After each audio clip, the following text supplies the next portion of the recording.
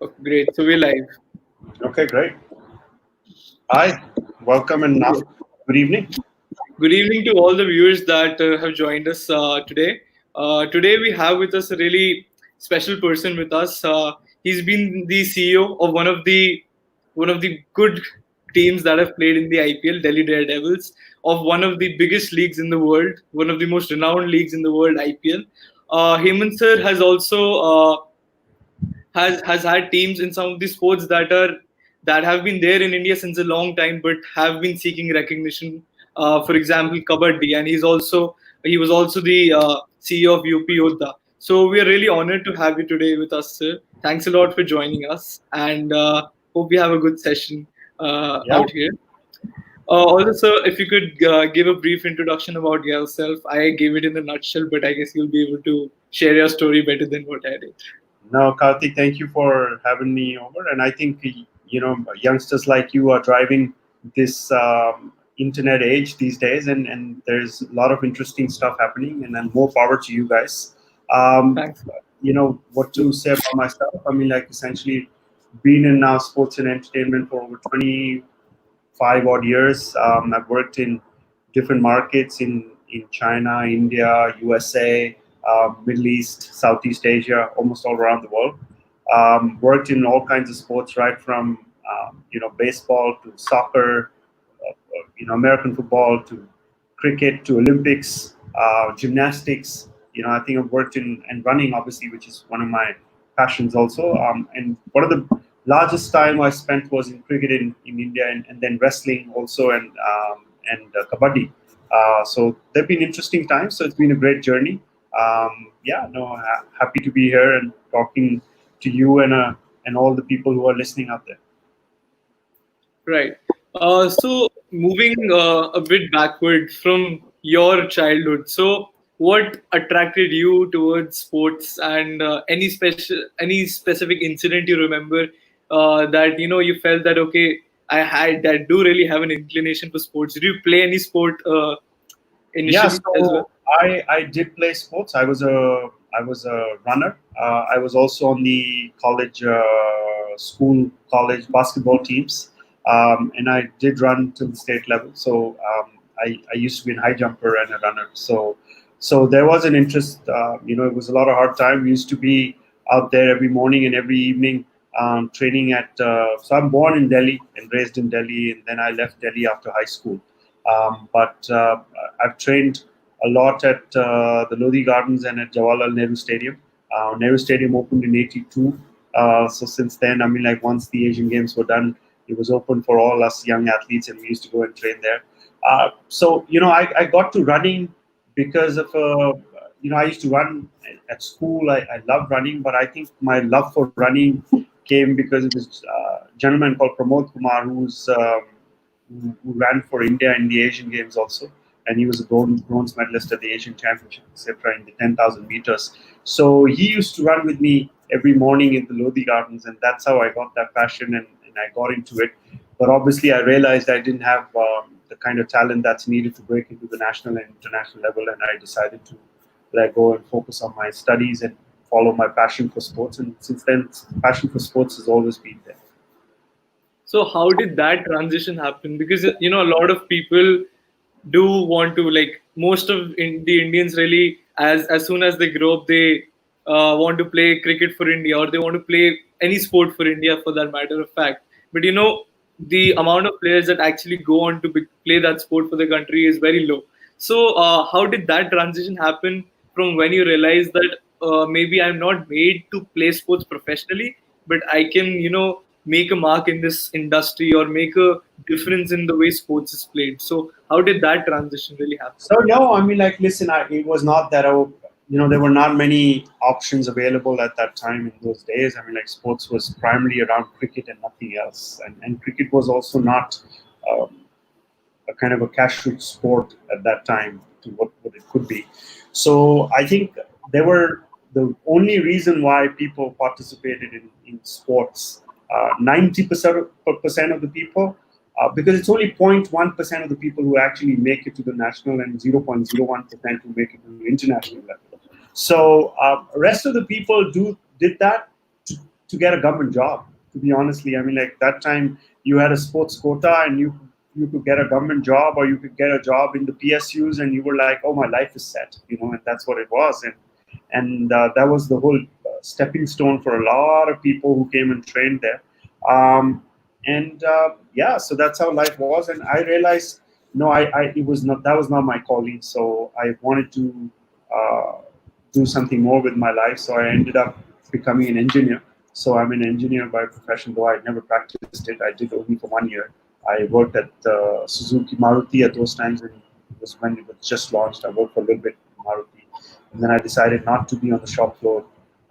And I went to do some more studies and be in Bombay. And then I realized, while working in Bombay, I realized that I worked in entertainment. And then I realized that was not my calling really. I mean, like, I wanted to be in sports, which I really enjoyed. So I started working with Lintas, and eventually Lintas, which was part of IPG, owned also Octagon, which is one of the global giant in sports marketing, and CSI at that time, which was about television production and television rights. So all the cricket matches you saw from South Africa or Australia were produced by CSI. So in good old days, you'll see a CSI logo coming in there.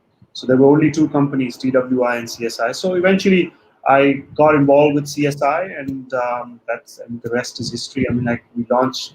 I think one of the first things that we did in sports was, besides doing television rights, was bringing in licensing and merchandising in the year 2003, the World Cup, Cricket World Cup, South Africa. Yeah. The World Cup, we bought those rights to India. Nobody 2007. Yeah, nobody had heard about licensing and merchandising at that time, and it was a great success, and we were able to sell it. Yeah, Right. So that was actually that was a very ripe time, 2007, as you were saying, when 2003, the World Cup was in 2007, if I'm not wrong. okay, you're talking about the 50 over World Cup that Yeah, happened in yeah, correct, correct, correct. okay, then in that case, moving ahead to I guess around 2007 when the first T20 World Cup happened in South Africa, which was another Yeah, big blockbuster event yeah. in which India actually won, India and a won. Yeah, lot of players, yeah, and a lot of players, especially senior players, the ones who were playing the more old-fashioned game that was Test cricket and ODI cricket, they were very hesitant about this new format. So when you were introduced to it, and when you got to heard about IPL, which happened, I guess, which was initiated around 2008. 2008. We lost you, Karthik.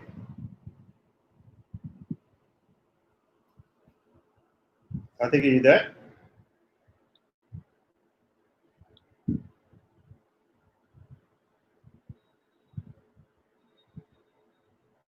I think we lost Karthik.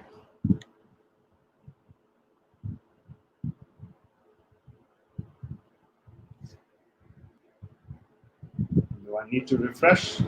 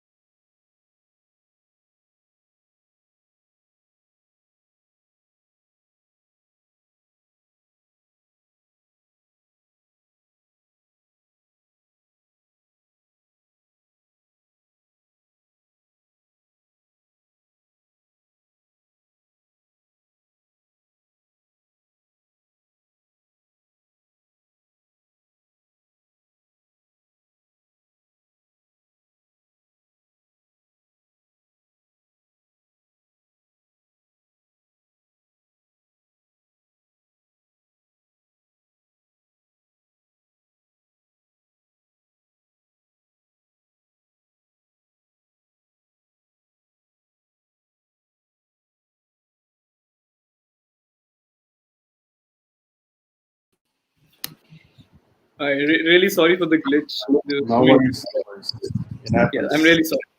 So, my question again was that so around 2007, there was this time when the World Cup happened, the T20 World Cup happened, and a lot of players, especially the senior players, were a bit reluctant for this new format that was there.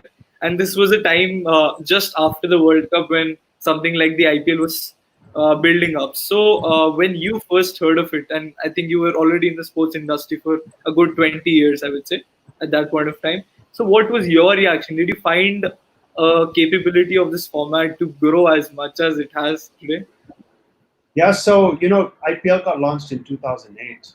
Before that, I was in US. I was doing a masters, and then I worked in US in sports industry. And then I'd gone to. I heard about IPL, but at that time I was in China. I was working on the Beijing Olympics, so that was in 2008 too.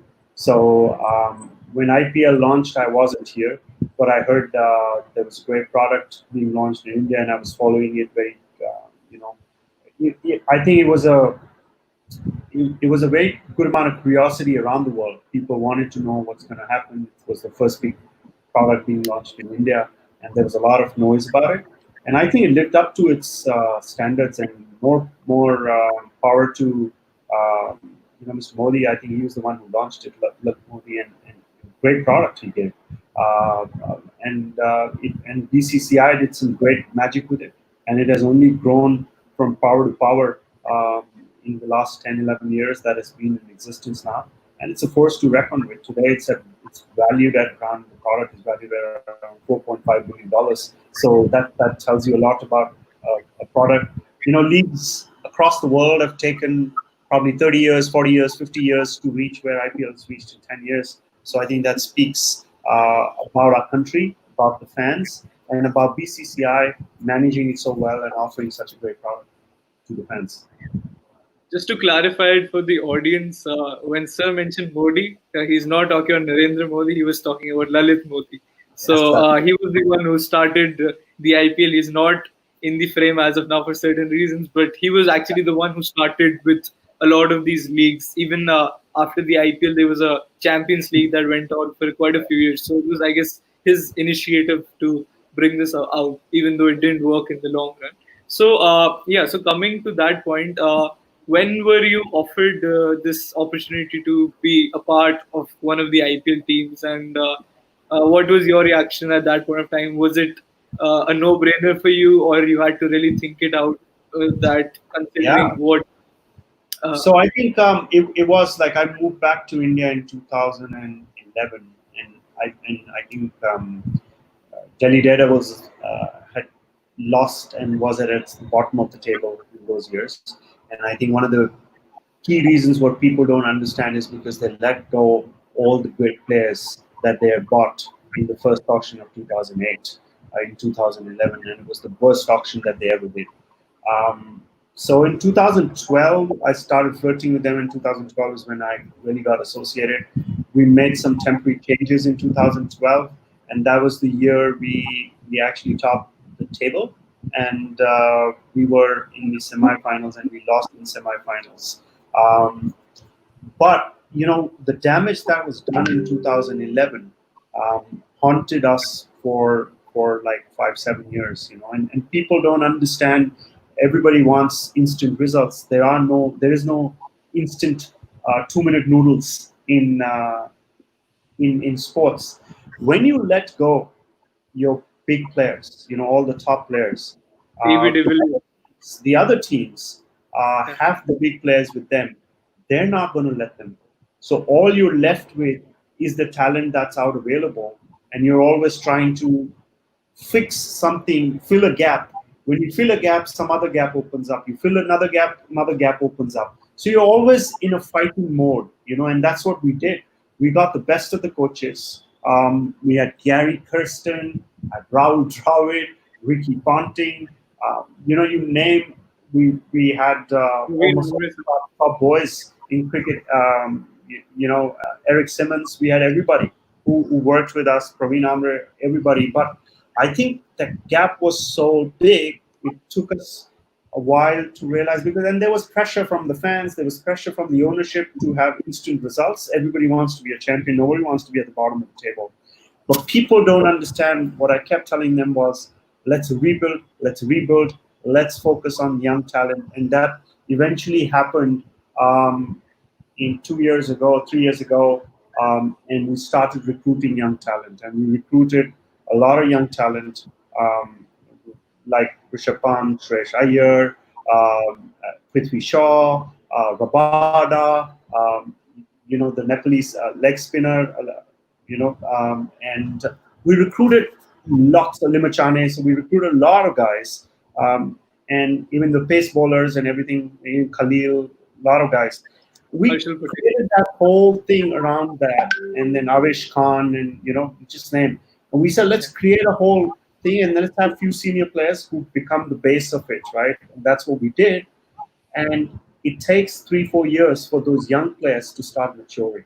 And now in 2019 or 18, they started maturing and the results have started showing. And now when the other teams will have their players going downhill and they'll be looking for newer talent, we'll have a good, robust mix. So I don't think anybody understands what happens when you let go of a player. It takes 5 to 7 years to rebuild and get back to where and start competing in the top levels. So it's a whole cycle, literally. Right. So, one question for that, as you said, people really expect quick results, and that's because we see IPL for a month and that's it. But what is the whole process that goes throughout the year? Because I saw some of your interviews when you were narrating the story of scouting down the Nepalese leg spinner Sandeep Lamishane. So, what is the process that used to go at the off season when IPL was not even in people's minds? So, what was the process that used to go at that point in time? Yeah, there's a lot of process. There's a lot of heartburn every time we lose, and I think it's very easy to, and I understand fans' sentiments, but they are all sentimental about Delhi Daredevils, and they want them to do well, and we all now call Delhi Capitals. Sorry, we all want them to do well. I just can't get to calling it Delhi Capitals. I still call it Delhi Daredevils, but that's the way it is. It's going to be that way. So that's not going to change. But I think eventually there's a whole process, there's a whole team, there's a scouting team that goes around through the year, there's preparation that happens, you follow up on injuries of the players, you follow up their whole form throughout the season, you do a lot of analytics now, and numbers are playing a big role now. There are lots of youngsters like me who sit in the back room doing the analytics bit, and then you keep collating all of that so that you're ready for the auction. So the real game happens in the big auction, not in the smaller auction. Smaller auctions, you're just plugging the holes. But it's in the big auction where you get to rebuild the team literally. And I think we went through that process in 2017, and it started paying results for us. And I think I'm pretty happy with the team that we have, and they've enhanced it with a few guys now, like, they brought in Kartik Gabra and a few other guys, and that kind of brought the whole core. But youngsters still form in the core of the team, and those are the youngsters which can make or break, and they're the future for Delhi Capitals now. So I think it's up to them on how they take the team forward. So there's a lot of work that goes behind the scenes, definitely, through the year. Okay, so moving ahead to the less known sports of India. So I wouldn't say less known sports though. Like kabaddi, it has been there in our history and since a long time, but it hadn't got that recognition. And I remember this time when there was this mindset that kabaddi is a game only for the villages. And the day that perception in my mind changed when I just went for a stroll in the park, and the pro kabaddi league was going on at that point of time, and I saw a group of normal, like I wouldn't say normal, the people we usually see playing cricket. Those kids were now playing kabaddi. So that is when I really found this change of mindset. So how did that process happen within the group of people who were willing to invest in kabaddi? Who was the one who actually brought out this as an idea that even these sports should be brought into the limelight and not only cricket? Yeah, no, I think there is a lot of passion and love for kabaddi.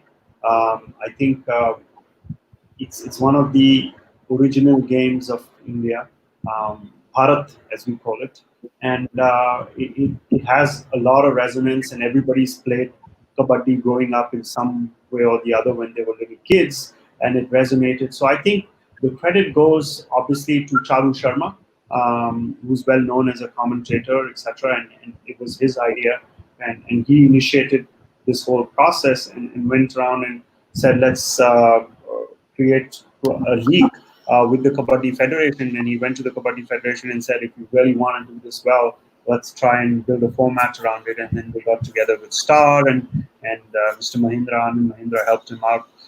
And that's how this league got launched. And it took, I think one of the beauties about Kabaddi was that it's a sport that has a bit of mixture of 5 or 6 sports in it, right? It's got you got to be an athlete, you got to be really really fit, you got to have strength of a wrestler, you got to have swiftness of an athlete.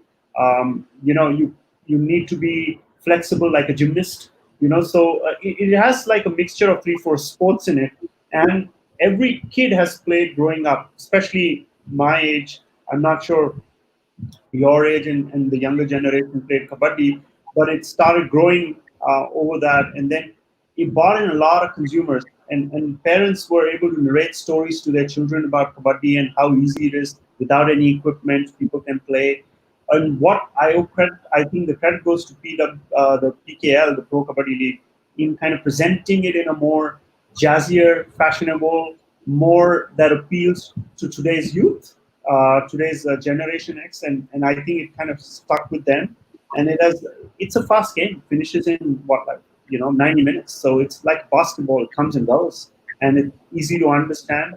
It's a lot of fun. So and they started building heroes around it, and that's why and Star did a lot of promo around it, and that's what it created a great product. That's it. It's as simple as that. And you were able to. So again, any league that needs to succeed needs to have 3 ingredients. It needs to have the best talent in the world. It needs to have ability to be broadcasted well, and it needs to appeal to the consumers, right? And easy to understand as rules. So all these 3 ingredients are available in IPL and PKL. Any other league that has come and gone in India and has not done well is because they will lack one or the other ingredients in that. So either you won't have the best talent in the world, or you will not have a good TV presentation, or format is not great. So there will be something missing always. So, how difficult or easy was it to get a lot of people to put in their money for sports like kabaddi, which was something something very new for a lot of people to imagine kabaddi in such a way to be broadcasted on TV? Because before that, I don't even think even Doordarshan used to show kabaddi matches of Indians Now, in the. it So was yeah. it was definitely difficult. I think Charu Sharma and his company, Mashal, that he started, went around meeting all the industrialists. He came and met us also when it was launched. We were almost at the stage of buying, and we didn't end up buying because the GMR group decided that wasn't the right time. We had almost decided though that to go ahead at the last minute that we were. But I think it was primarily done on more on relationships and believe in the sport, but more on primarily on relationships. The first bet was sold because Mr. Mahindra made calls to everybody and to all the top industrialists, and that's how it got sold.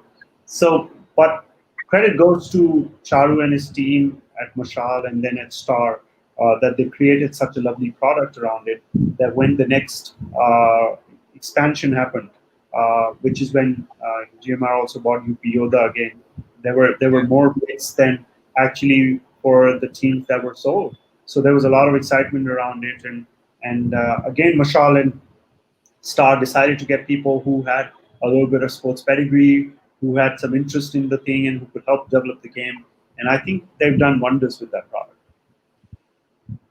Right. So, moving on to your stint with the South African team, Joburg Giants. So, how did that come into your radar? And what what made you actually go on to pursue that? Yeah, so I think one of the roles was to, Delhi Daredevils was looking at expanding cricket into other franchises and expanding the franchise. We also evaluated in CPL, but it didn't materialize because commercially it didn't make sense. And KKR went and bought Trinidad Knight Riders and Yeah. their name. Um, and I think we were the first ones who actually went there, and then KKR went and got Trinidad, which is the biggest market. Post that, there were only smaller markets, and it didn't make sense to buy a team. Um, then South Africa opportunity came. Um, GMR always wanted to change the name Devil out of the Delhi Daredevils, and I was always against it. But eventually they made it to Delhi Capitals, but that time they were looking at making it Delhi Giants, and that's how we named it Joburg Giants. And we wanted to kind of see that if we can have an extension of the team around it. But eventually, that league never took off. It had huge potential.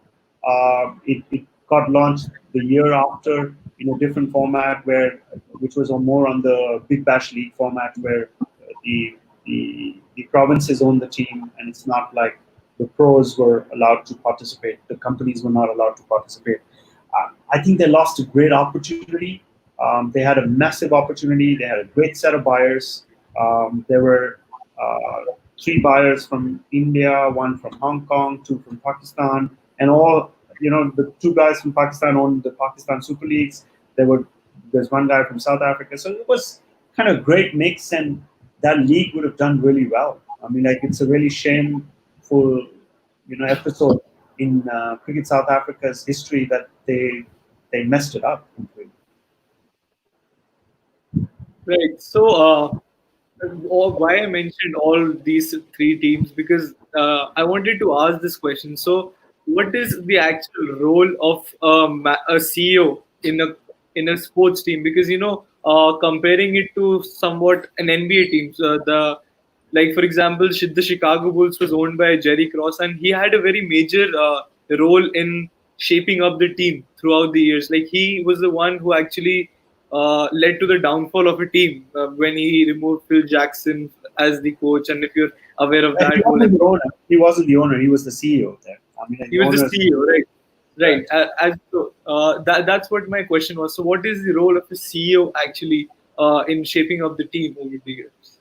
Well, I think the CEO has. I think the CEO's role is more of a facilitator, right? So you're facilitating relationships between the commercial team, the players, the coaches, and the desires of the owners, right? So in IPL, the owners are very much involved. They're really, really very much involved. And so the CEO's role becomes more to kind of manage the whole board, generate revenues, ensure that they're met, manage the players, convey the messages of the owners, because owners most of the times don't want to be the devil in front of the team. They always want to do good. So it's the CEO's role who becomes the devil in front of, because they fire from his shoulder. So that's what happens most of the times. You also want to kind of give your own thoughts processes, because you feel like one of the key roles is to see that the environment remains great, whether you fail or you succeed.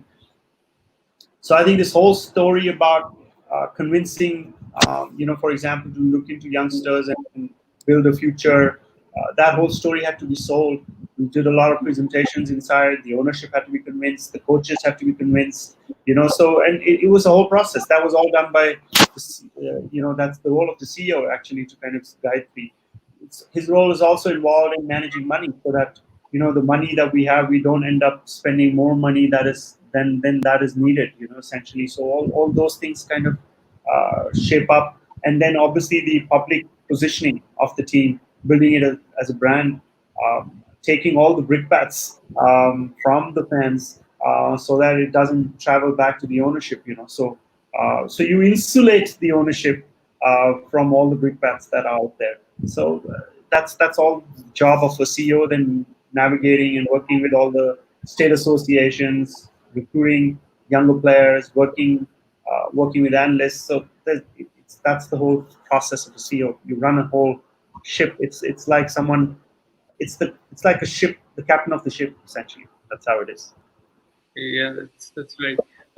Also, because you've been a part of a lot of sports. You've been part of the Olympics. I really wanted to ask this specific question: that which sport do you think has a lot of potential as of now to to form a league from a league point of view, and if that sport has already does already have a league, but has not reached the true potential it could have. So, one specific sport you think could do a lot better and reach the heights maybe an IPL or a PKL has reached in India?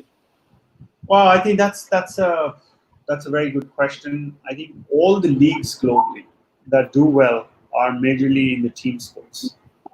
Yeah, No individual sports will ever do good as a league. They're all forced fits, right? It's the team culture that helps you build a league. Uh, and globally, leagues are normally spread over 6, 7 months. But the Indian consumer psyche is we want everything instant. We want it now. So that's why no bigger leagues are able to survive in India. So I think one of the closest things that can really succeed on a league format in India post cricket and kabaddi is football. It's going to take a long, long time. But football, I think the ISL is trying its best and the AIFF is trying its best. They're planting the seed. It takes a long time. The gestation is long because, you know, nationally, it doesn't appeal to a passion of the whole nation. It's in pockets that football is really popular. Unless it becomes the part of the imagination of the common human psyche in India, it's really not going to take off. And also, you're competing against the top leagues with the top talents around the world. So there's a challenge there, and they're trying to cope the best. So unless we are able to see and build a domestic league with more domestic players, where domestic players become heroes, football's going to take. But it has a fair chance of becoming a league that can succeed. Anything else, I doubt it, unless another indigenous sport like a Coco really wants to take off and people are able to kind of relate to that. I really don't see in the near term. Yeah, people are bullish on basketball, but I am not. It's a long shot. Where we don't have enough domestic talent in basketball. And as I said, any league that has succeeded and will succeed is when it has the best talent in the world, right? Otherwise, and that same talent, when it grows, either you do well in a sport at the global level and then you form a league of that sport, you will succeed. Or you get the best talent in the world to come and play, you will succeed. Cricket owes also its success to India doing well at the global stage, right? yeah, That also helps. Kabaddi owes its success also because India did well at the global stage. They won Asian gold medals for so many years. They had the best talent in the world coming together and playing. So all fans want to see, a sport where India also wins. Besides just the league that happens, league feeds to the national teams, and that's how it has to be. National teams feed into the league, so they're a symbiotic relationship. So unless they both succeed together, that league cannot really take off anywhere in the world.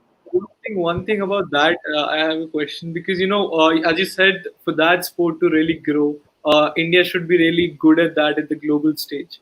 Come the Olympics, all our hopes go to the wrestlers of a country. But you mentioned the sports that are not team sports are really difficult. It's really difficult to make a good league out of it. So, what is a specific reason that that can't happen? Because I guess even there was an attempt to make wrestling a league for wrestling, and it went on for a couple of years, I guess, but Yeah, that we had didn't a really. team in that.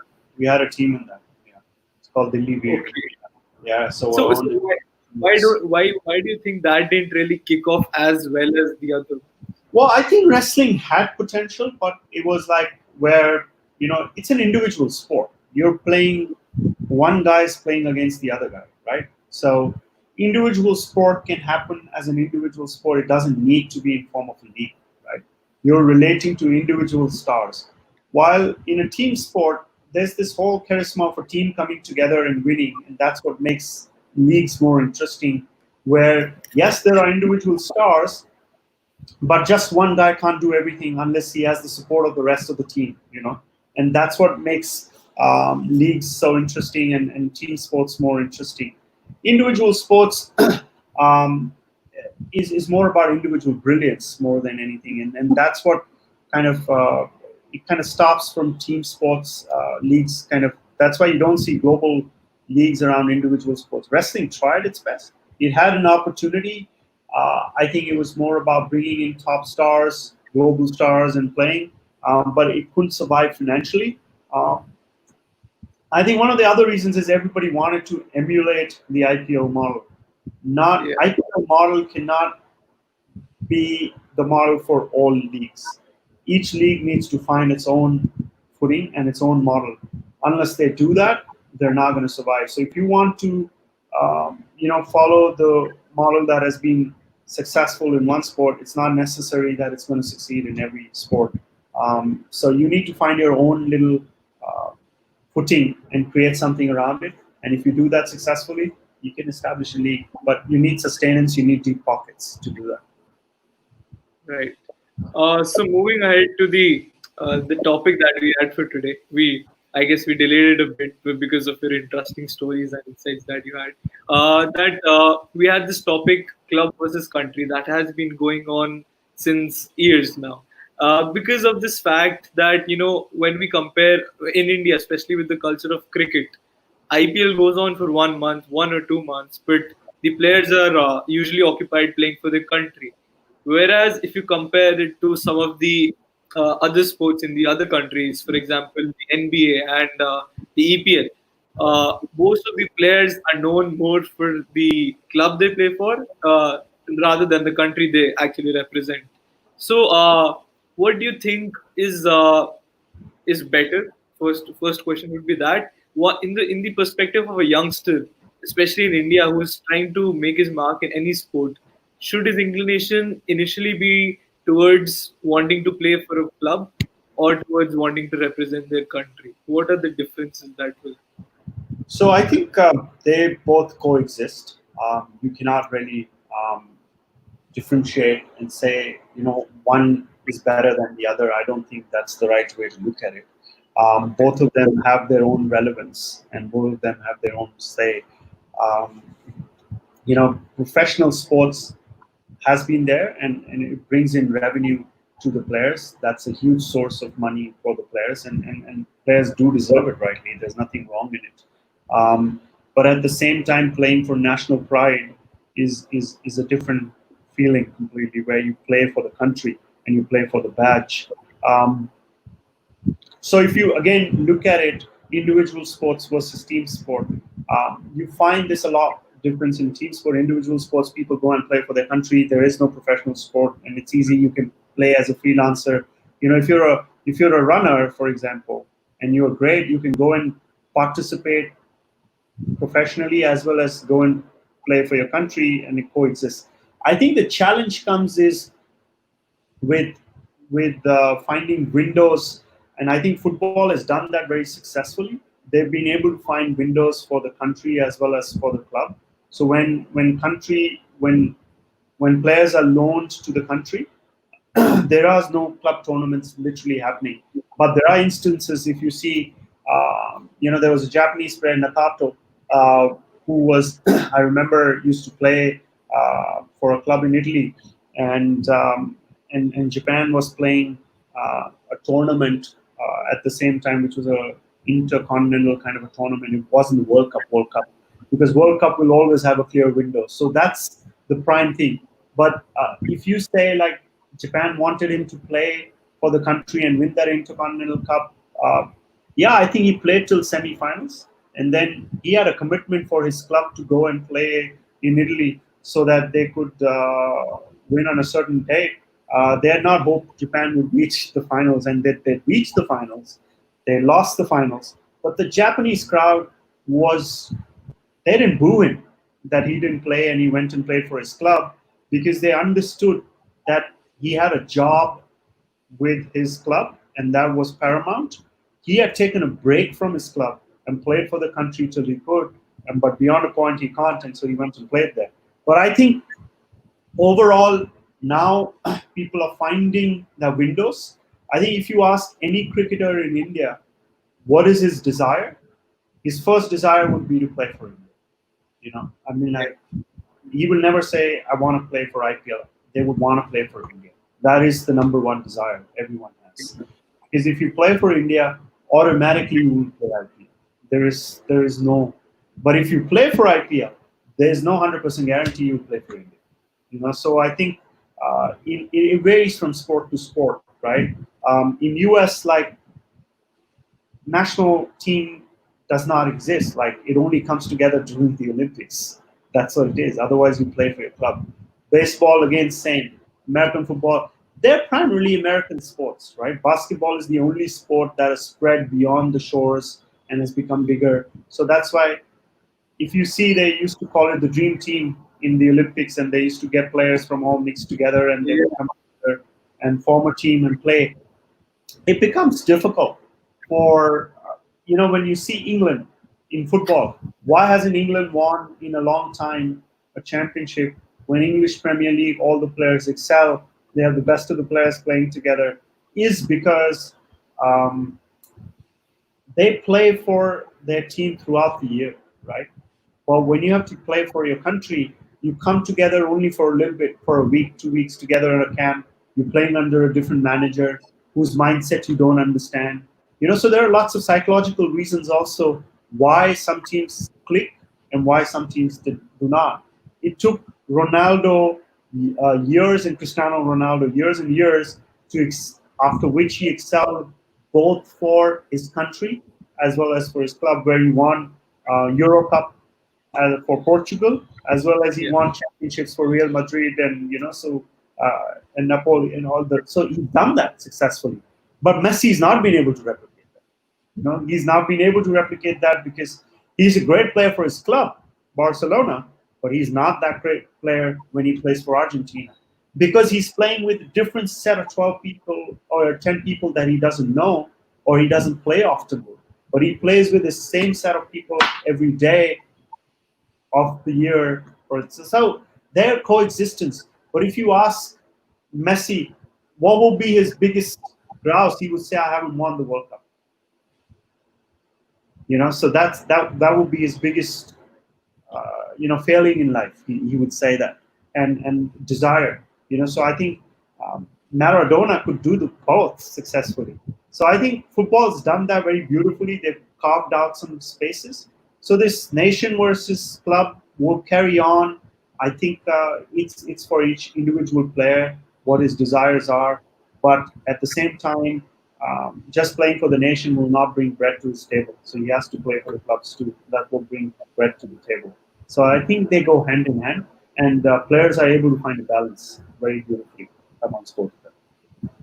Right, and as we've been talking about cricket predominantly, I also had this question in mind because what our BCCI does is that they actually try to promote their players to play more for the state rather than going on to play for other clubs and other franchises outside of the country. So they do promote India to the Indian players to play the IPL, but they somehow don't really allow a lot of players to go on and play for the other clubs in, like, for example, the CPL or the Big Bash and the other leagues that are happening. So, what are your views on that? Do you think that is the right step going forward, or that really needs to change?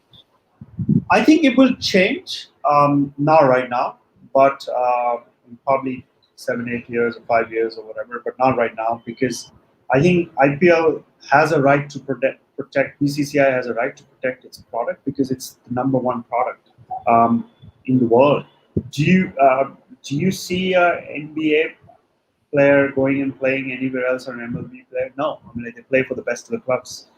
They get loaned on and off. But I think BCCI, what it says is, if I think it's a fair point because if BCCI lets Indian players go and play in other leagues, it will diminish the value of IPL and won't be able to command the kind of revenues that it generates.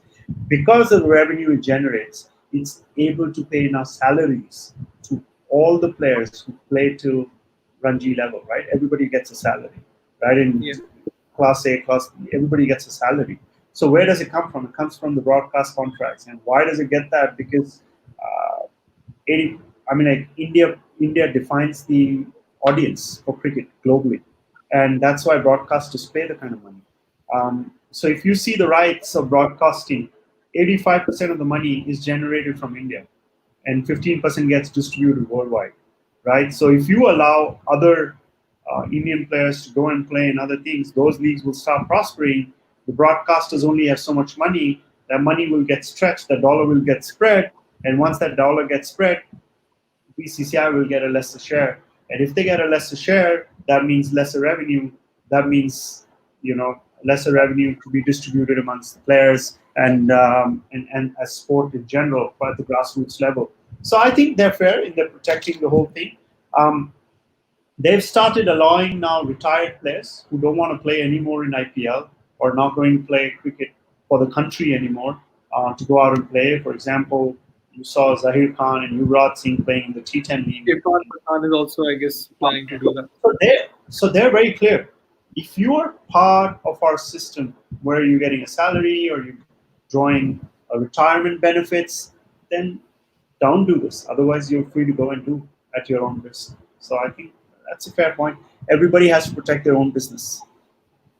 So this is like a pension scheme for some of these sports players that they can Correct. go and play for the other clubs only after they retire from Correct. the main Correct. sport. Correct. Right. Also, from the last question you had answered, I figured this out that you were trying to imply that the if a player is playing for the club, it's more like a job, and if he's playing for the country, it's more like a duty. So, how much of a balance do you think, ideally, in your perspective, it should be for a player to play for their country as well as the club? What should be the ideal balance in your opinion? So I'll give you an example. I think it's a common balance, right? So there are times when we faced issues like English players or the South African players, they were not released to come and play for IPL because they were playing for their country, right? Either they were playing in the Ashes or they were playing. So again, it's a individual player's choice what he really wants to do. As I told you, in cricket, you will see most of the guys would want to play for their country first before they play for their club. Because clubs, you're playing for money only and you're playing for a couple of months, right? You're not playing for. In football, it's different because you're playing there for 8 months in a year. So that is your main job.